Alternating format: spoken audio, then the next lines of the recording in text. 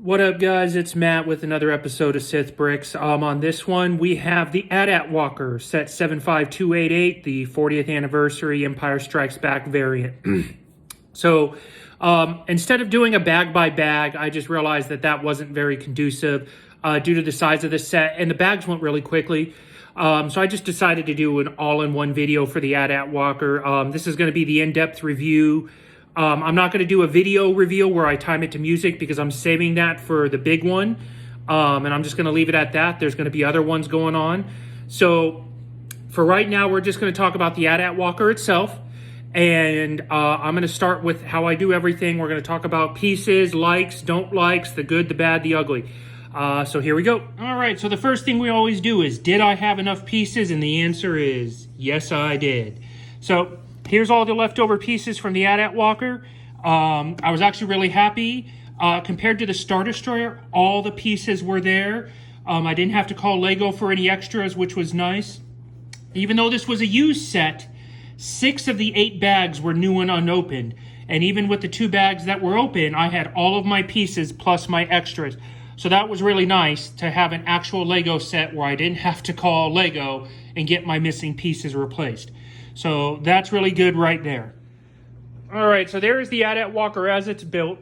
I have to keep it straight-legged because it's on a smooth surface. If you try to bend these legs and position it in any other way than this, it's going to slide. So that kind of stinks right off the bat because I actually want to do a scene with Dork Skywalker here being crushed by a foot, and it held up for about 30 seconds and then the walker slipped and fell. So if you're going to position this on a Lego, flat sheet, I can't remember what they call it, it should be fine because there is, let me see, I'm going to go and lay it on its side here. Sorry for the bad angle there. But as you can see on the bottom of the feet, it'll attach to a base plate. There's the word I was looking for. It'll attach to a base plate so you can position it better when it comes to having a walking sound. All right, sorry about the bad angle again. So here's the walker again. All right, so one of the things I noticed right off the bat is the head. This thing is just floppy. It has no rigidity at all. You can twist the head to set it into a position, but as far as staying put like this, it just flops in the breeze. So the good of that is it gives you good maneuverability for playability, like in case you wanted to take a side shot or create a movie scene. But the bad news is it's kind of weak on there. So if you're going to use these to build like a Battle of Hoth scene, I'd probably recommend getting some clear bricks and building a stand up to here to better support the head, and then you can lock it into a position that you want where gravity isn't going to do damages. Because this is, I mean, you can even see it behind it here. Look how that whole piece is moving. So that's a bit of concern, something that I don't like.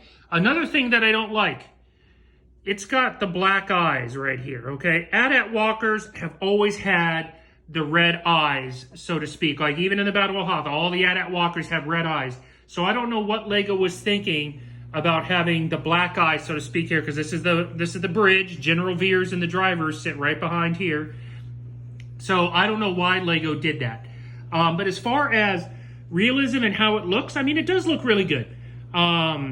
I think it's for a 1,000-piece set, it is very accurate for what you get. It's got the blasters here on the bottom. It's got the side blasters. Now right here, I don't have them loaded, but you could actually load the red bullets here and put them in there. But I don't load them because I don't want the springs to get damaged because I didn't get any extras. So I always leave those out. But you do get the chance to shoot 2 red bullets out of it here. But even without those in there, you still get a very realistic looking AT-AT Walker. They could have flushed the bottom guns out a little bit better, but really not that big of a deal. Now, one thing, you guys heard me rail about this on the Star Destroyer, was symmetry. Well, the one thing I love about the AT-AT Walker, it is symmetrical. Everything that is on this side, just spin it around, sorry about the angles, I'm doing this all at once, is on that side. That's how it should be. The Empire was very, very specific when they did designs, and everything was symmetrical because it would make manufacturing easier, it would make repairing easier, and that's just how they ran their empire. It was nice looking. So that is a really big deal right there, that the fact that it is symmetrical all the way around to the back. Everything that's on the left is on the right, which I really like. I'm going to go and open this up, and I'm going to show you the interior here in just a second. All right, so I got this bad boy opened up right now. As you can see, there's a lot of hatch openings, so you can access all sorts of different areas. Here in the back area of the AT-AT Walker, this is actually where you get a little speeder bike. This is where the speeder bike goes. I'm just going to kind of throw it in there. Oh gosh, now of course. So it actually sits in there just like that, a little bit farther forward, but for the sake of the video. And then you can just close this up, and then you can store the speeder bike right there. So that's one thing that I like. You guys didn't see it initially, is that this speeder bike can get stored in the back end of the walker here. And it's actually, you don't really have to fight it. It hinges up and closes real easily. Coming around to the sides here, as you can see, both sides open up. Let me pan out. And the hinge system is really nice. I like that. It's Technic, of course. You get in here to the interior, and you've got 5 seats for snow troopers. I got one of my 2 snow troopers sitting in the seat right here with this pistol. The other one's on the speeder bike, which is right there. And then you also have a spot. This 2 right here is for the small blasters you get for the AT-AT drivers. You can actually put them in there, but they don't really lock into place, so they're just floating loose somewhere in here. I don't know where they're at. So that's nice. You get the 5 seats for the AT-AT, or for the stormtroopers in the AT-AT. You get the storage space. Now, one thing it does come with is an E-Web blaster. Now, this really doesn't have a place in the AT-AT Walker, like to lock into place per se. However, you can just kind of pick it up, and you can just kind of set it in there, and it'll just kind of sit in there like that. So at least if you're going to close it all up for display purposes, it'll sit in there nice and easy. And then when you're done with this area, you just pull this down and push it into place. Same thing with the back one. Pull it down, push it into place. As you can see, it closes up really nicely. All right. And then lastly, the cockpit. This is one of 2 AT-AT Walkers where you can have 2 drivers and General Veers in it. The other one is the UCS. So you can have both drivers sitting down, General Veers back here. Now, they can't hold their weapons or General Veers' little binoculars while in this seating position. So that's why you store the blasters. General Veers' little binoculars, they're in there somewhere too. I don't know where they fell to, but I'm not too worried about it. But you do get all 3 of them in there. That's nice, but it's tight quarters.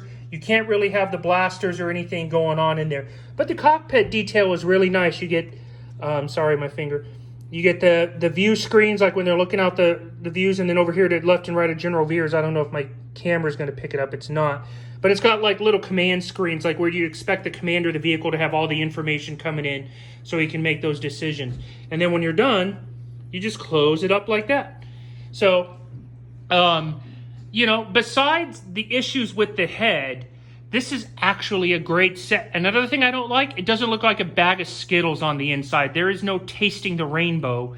Like you saw with my UCS Star Destroyer, where it looked like a Happy Meal on the inside.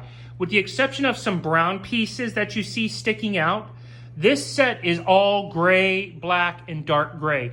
There's a couple of like miscolored pieces, but you can't even see them. They're hidden so well. So that's another thing I really like about this set, is the fact that there's no Skittles going on here. So, but this concludes my review. I hope you guys enjoyed it. This is a great set. This is the first of 4 of these that I'm going to build. I've got 3 more of these, and then one of the UCS AT-AT that I'm going to do a really cool video with music, the whole 9 yards. So thanks again for watching. Make sure to like, subscribe, comment, and share it out. And until then, I'll talk to you guys soon.